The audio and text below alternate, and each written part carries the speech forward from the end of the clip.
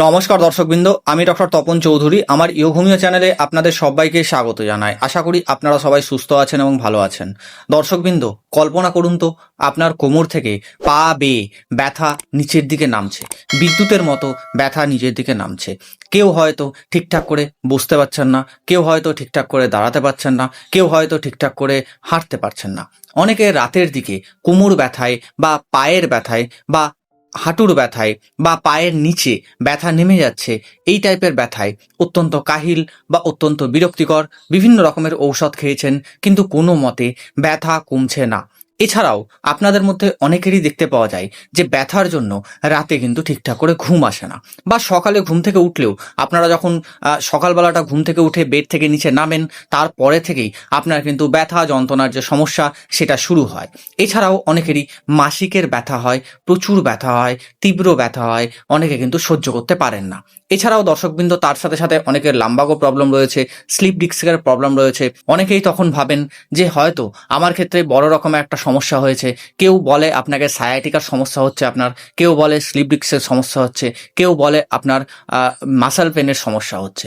কিন্তু আপনারা যখন হোমিওপ্যাথি ডাক্তারবাবুকে দেখাবেন বা হয়তো ভাবছেন যে হোমিওপ্যাথি ট্রিটমেন্ট করলে কেমন হয়, তখন আপনাদের মধ্যে অনেকেরই কোশ্চেন মাথায় আসে যে হোমিওপ্যাথি খাবো, এই ঔষধটা অনেকটা দেরিতে কাজ করবে। কিন্তু দর্শকবৃন্দ, আমি আজ যে হোমিওপ্যাথিক ঔষধটা নিয়ে আলোচনা করব, সেই ঔষধটা কিন্তু তীব্র ব্যথা যন্ত্রণার সমস্যায় খুব ভালো রকম বা খুব দ্রুত কাজ করে। এই ঔষধটার নাম হলো ন্যাফেলিয়াম হোমিওপ্যাথিক ঔষধ। আজ আমরা এই ভিডিওতে জানবো যে এই ঔষধটা কোন কোন লক্ষণে আমরা ব্যবহার করতে পারবো, কে কে এই ঔষধটা ব্যবহার করতে পারবেন বা কারা কারা এই ঔষধটা ব্যবহার করতে পারবেন না, কতদিন ধরে আপনি এই ঔষধটা ব্যবহার করবেন। এছাড়াও আদার্স যে ব্যথার ঔষধ আছে সেগুলো থেকে এই ঔষধের লক্ষণ কি করে আলাদা করবেন। দর্শকবৃন্দ, ভিডিওটা শেষ পর্যন্ত দেখতে থাকুন, কারণ এই ভিডিওতে আমি এমন কিছু তথ্য দেব যা কিনা আপনার ব্যথা যন্ত্রণার যে সমস্যা সেটাকে সারাতে বা সেটাকে নিয়ন্ত্রণ করতে খুব ভালো রকম আপনাকে হেল্প করবে। দর্শকবৃন্দ, আজ আমরা যে ঔষধটা নিয়ে আলোচনা করব সেই ঔষধটার পুরো নাম হলো ন্যাফেলিয়াম পলসিফাইলাম। দর্শকবৃন্দ, এই ঔষধটা একটা উদ্ভিদ থেকে তৈরি হয়। এই উদ্ভিদটা কিন্তু ইউরোপীয় মহাদেশে সব থেকে বেশি পাওয়া যায়। এই উদ্ভিদের বা এই গাছের পাতাগুলো ঠিক মুক্তোর মতো দেখতে, রসালো।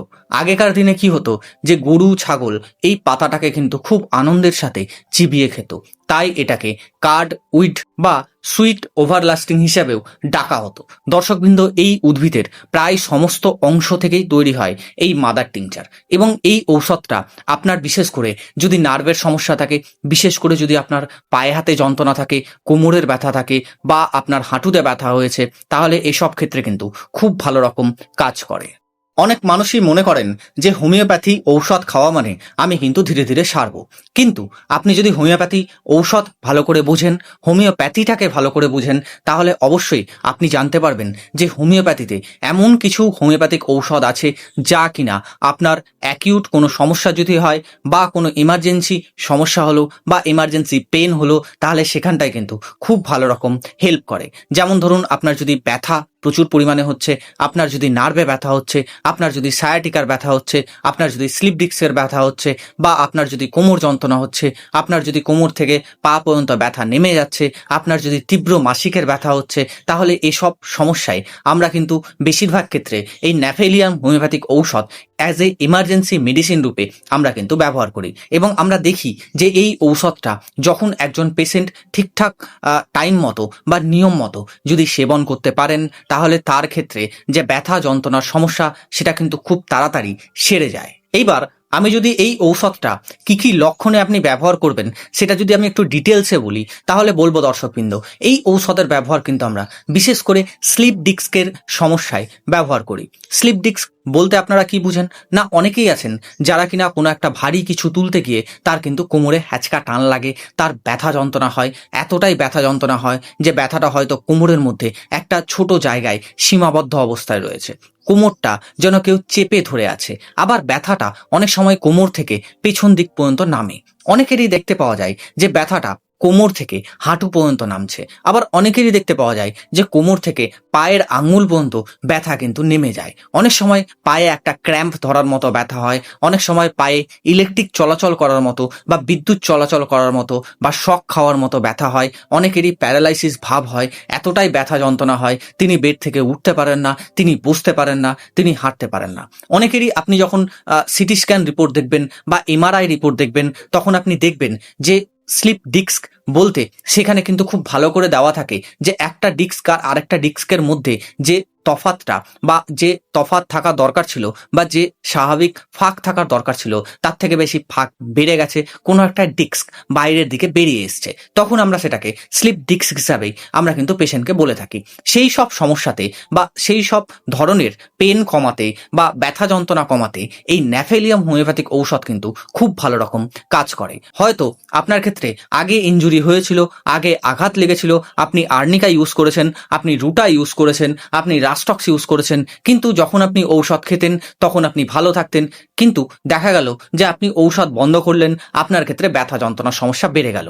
এইসব ক্ষেত্রে যদি আপনার স্লিপ ডিস্কের সমস্যা থাকে, সেটা যদি ইনজুরি হয়ে থাকে, তাহলে আপনি অবশ্যই আর্নিকার সাথে, রুটার সাথে বা রাস্টক্সের সাথে আপনি কিন্তু ন্যাফেলিয়াম হোমিওপ্যাথিক ঔষধ সেবন করতে পারেন। এক্ষেত্রে আপনি মাদার টিংচারও সেবন করতে পারেন, এক্ষেত্রে আপনি লো পোটেন্সিও সেবন করতে পারেন। দুটোতেই আপনি কিন্তু অ্যাকিউট কেসে আপনার যে ব্যথা যন্ত্রণার সমস্যা সেখান থেকে আপনি সম্পূর্ণরূপে আপনি কিন্তু উপকার পাবেন। অনেকের ক্ষেত্রে সায়াটিকার ব্যথা হয়, অনেক সময় সায়াটিকার ব্যথাটা কোমর থেকে নিতম্ব বেয়ে পায়ের দিকে নামে।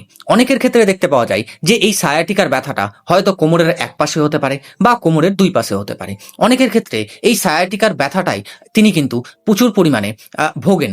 অনেককে যখন জিজ্ঞেস করবেন যার সায়াটিকার ব্যথা বছরের পর বছর ধরে রয়েছে, তাদের ক্ষেত্রেই আপনি বুঝতে পারবেন বা তাদেরকে যখন জিজ্ঞেস করবেন তাদের যে আঘাতের যন্ত্রণা, তাদের যে ব্যথার যন্ত্রণা, সেটা কিন্তু তারাই জানেন যে তারা কতটা অসহ্যকর ব্যথা, অসহ্যকর যন্ত্রণা অনেক দিন ধরে কিন্তু তারা সহ্য করে আসছেন। অনেকের ক্ষেত্রে দেখা যায় যে এই সায়াটিকার ব্যথাটা অনেক সময় কি হয়, জ্বালা করা একটা ব্যথা হয়। অনেকের ক্ষেত্রে মনে হয় বিদ্যুতের শক নামছে বা বিদ্যুতের মতো চিলিক মারছে। এই সব ক্ষেত্রে আপনি কিন্তু ন্যাফেলিয়াম যে হোমিওপ্যাথিক মেডিসিনটা আছে এটা কিন্তু আপনি ব্যবহার করতে পারেন।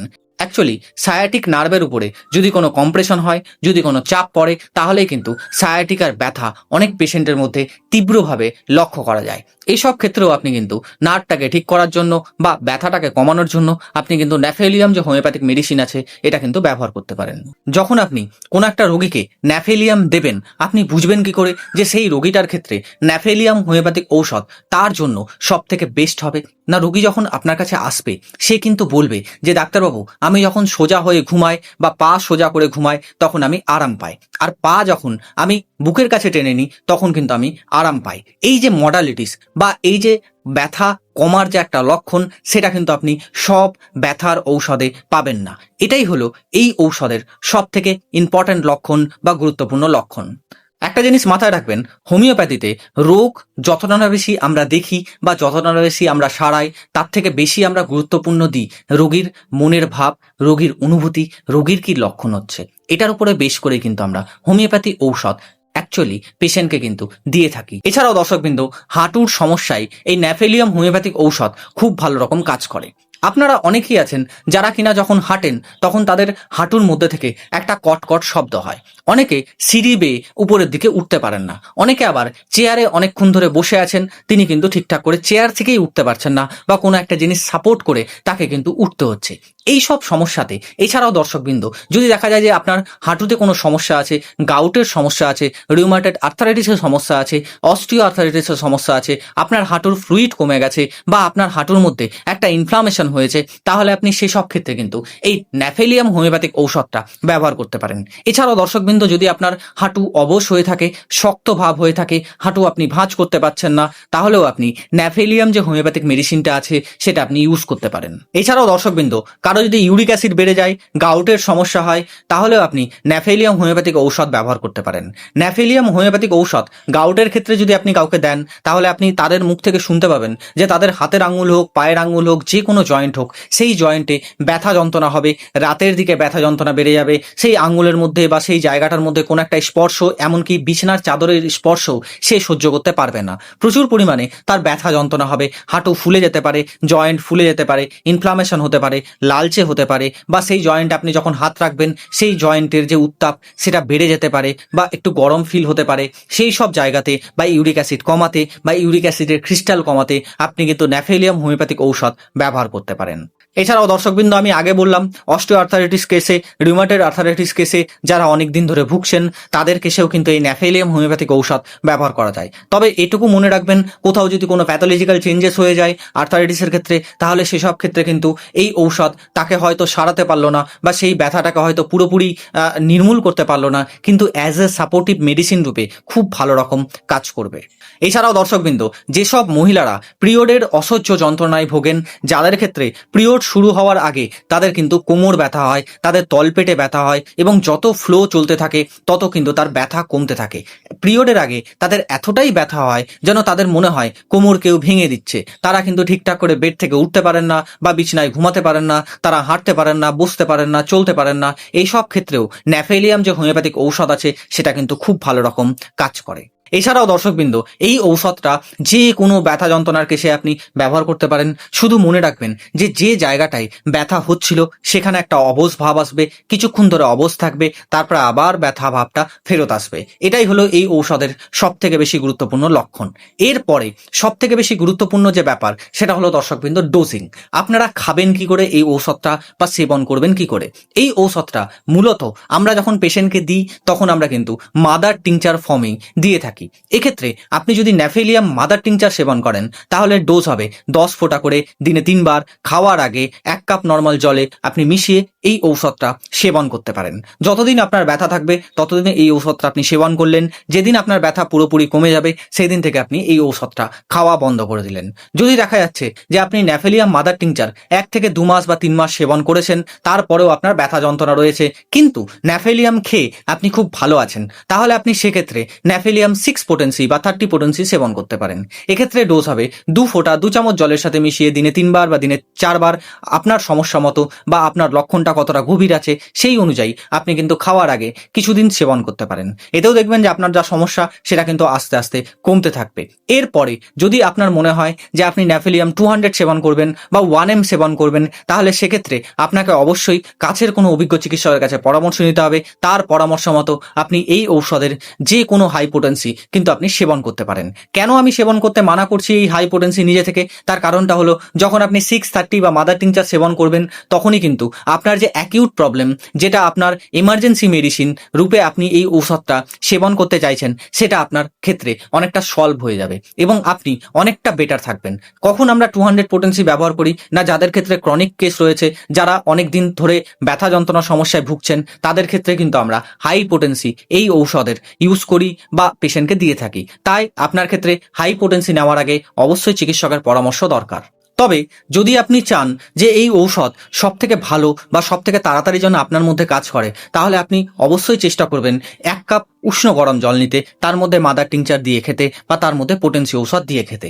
এতেই আপনি দেখবেন যে আপনার ব্যথা যন্ত্রণার যে সমস্যা সেটা কিন্তু 7 থেকে 10 দিনের মধ্যে অনেকটাই ম্যানেজেবল থাকবে বা অনেকটাই কমে যাবে। কিন্তু যদি দেখা যাচ্ছে যে আপনার ব্যথা যন্ত্রণা অনেকটা কমে গেছে, তখন আপনি এটা ভেবে নেবেন না যে আপনি পুরোপুরি সুস্থ হয়ে গেছেন। সেই ব্যথা যন্ত্রণা কেন হচ্ছে বা কি কারণ আছে সেটা সম্পূর্ণরূপে ডায়াগনোসিস করে তবে আপনি অন্যান্য ঔষধ যদি আপনার ক্ষেত্রে লাগে তাহলে আপনি সেটা খেতে পারেন, অথবা আপনি এই ঔষধেই থাকতে পারেন। আর যদি আপনি অন্যান্য ঔষধের সাথে তুলনা করেন, তাহলে আমি ন্যাফেলিয়ামের মেন যে ক্যারেক্টারিস্টিক সিমটম সেটা তো আপনাকে বললাম। যদি কারো ক্ষেত্রে কোলোসিন্থ হয়, কোলোসিন্থে কীরকম ব্যথা যন্ত্রণা হয়, যে কোলোসিন্থে একটা ক্র্যাম্প লাইক ব্যথা যন্ত্রণা হয়, সেই ব্যথা যন্ত্রণাতে পেশেন্ট যদি বেন্ড হয়ে থাকে, বা ধরুন কোলোসিন্থের পেটে ব্যথা হচ্ছে, পেটে প্রচুর রকমের ব্যথা হচ্ছে, পেশেন্ট যদি পেটে চাপ দিয়ে বসে থাকে তাহলে সে আরাম পায়। কুপ্রাম মেটালিকাম যদি আপনি দেখতে চান, তাহলে কুপ্রাম মেটালিকামেও কিন্তু যে মাসল পেন সেটা কিন্তু আমরা দেখতে পাই। কিন্তু এইগুলোতে কিন্তু এইরকম সিমটম নয় যে পেশেন্ট সোজা হয়ে যদি ঘুমায় বা সোজা হয়ে যদি শয় তাহলে সে আরাম পায়, বা পা যদি বুকের কাছে নিয়ে আসে তাহলে সে আরাম পায়। এই যে লক্ষণটা, এটা শুধুমাত্র আমরা ন্যাফেলিয়ামেই দেখতে পাই। আবার আপনাদের অনেকেরই মনে হতে পারে যে ন্যাফিলিয়ামের সাথে হয়তো ব্রায়োনিয়ার মিল রয়েছে, কিন্তু দর্শকবৃন্দ, ব্রায়োনিয়ার পেশেন্ট চুপচাপ বসে থাকে, সে কিন্তু নাড়াচাড়া করলে সে কষ্ট পায়। কিন্তু ন্যাফিলিয়ামের পেশেন্ট বলবে যে আমি সোজা হয়ে শুলে আরাম পাই বা পাটাকে বুকের কাছে নিয়ে এলে আরাম পাই, আমি নাড়াচাড়া করলে কষ্ট পাই। দুটোই কিন্তু কাছাকাছি সেম, কিন্তু আপনাকে বুঝতে হবে কোনটা ব্রায়োনিয়া, কোনটা ন্যাফিলিয়াম। যদি আপনি ঠিকঠাক করে বুঝতে পারেন বা যদি আপনি ঠিকঠাক করে পেশেন্টকে দিতে পারেন, তাহলে আপনি অবশ্যই এই ঔষধের উপকারিতা লাভ করতে পারবেন। এছাড়াও দর্শকবৃন্দ, এই ঔষধটা অত্যাধিক পরিমাণে খেলে অ্যাসিডিটি বাড়াতে পারে, এই ঔষধটা অত্যাধিক পরিমাণে খেলে কিডনিতে চাপ বাড়াতে পারে, এই ঔষধটা অত্যাধিক পরিমাণে খেলে অনেকের ঘুমের যে ব্যাপার সেটা নষ্ট হতে পারে। তাই এই ঔষধটা অত্যাধিক পরিমাণে খেতে যাবেন না, যতটুকু লাগবে শুধুমাত্র ততটুকুই খাবেন। যদি আপনি বুঝতে না পারেন যে আপনার ক্ষেত্রে কতটা লাগবে, তাহলে আপনি অবশ্যই কাছের কোনো অভিজ্ঞ চিকিৎসকের কাছে গিয়ে পরামর্শ নিতে পারেন, তার পরামর্শ মতো কিন্তু আপনি এই ঔষধটা সেবন করতে পারেন। আশা করবো দর্শকবৃন্দ, আজকের যে আলোচনা, আজকের যে টপিক আপনার খুব ভালো লেগেছে এবং উপকারে আসবে। যদি ভালো লাগে বা উপকারে আসে, অবশ্যই ভিডিওটা লাইক, কমেন্ট এবং শেয়ার করবেন। যদি আপনি এই চ্যানেলে নতুন হন, অবশ্যই চ্যানেলটা সাবস্ক্রাইব করে পাশে থাকা বেল আইকনটা প্রেস করে দেবেন, যাতে কিনা যখনই আমি এরকম ইনফরমেটিভ কিছু আপলোড দেবো, তখনই যেন আপনার কাছে দ্রুতই নোটিফিকেশনটা পৌঁছে যায়। যারা যারা আমার কাছ থেকে অনলাইনে পেইড কনসালটেশন চাইছেন, তারা এই ডেসক্রিপশনে দেওয়ার নাম্বারে বা হোয়াটসঅ্যাপ নাম্বারে গিয়ে যোগাযোগ করতে পারেন এবং সময় মতো আপনি আপনার পেইড কনসালটেশন নিতে পারেন। আজকের মতো এতটুকুই। ভালো থাকুন, সুস্থ থাকুন, দেখতে থাকুন ইয়োঘুমিও চ্যানেল। দেখা হবে আবার নেক্সট কোনো আলোচনায় বা নেক্সট কোনো টপিকে। আজকের মতো ধন্যবাদ, নমস্কার।